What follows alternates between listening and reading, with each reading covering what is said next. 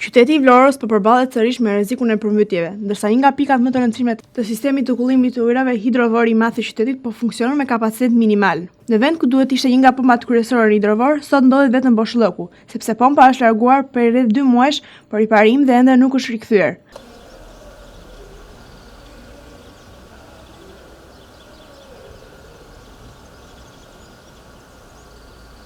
Mësohet se pompa u transportuar deri Patosit për të nënshtruar një ndërhyje specializuar, pasi kishte një defekt të rënd teknik. Megjithatë, deri më tani nuk ka një afat të qartë se kura do të rikthehet në hidrovorin e Vlorës. Kjo situatë ka krijuar shqetësim serioz për funksionimin normal të sistemit të largimit të ujrave në rast rreshtesh të dendura. Në kushte normale, hidrovori i madh duhet të ketë në dispozicion 4 pompa për të përballuar purjet e mëdha të ujit gjatë motit me rreshtet intensive. Aktualisht ai funksionon vetëm me një pompë të vetme.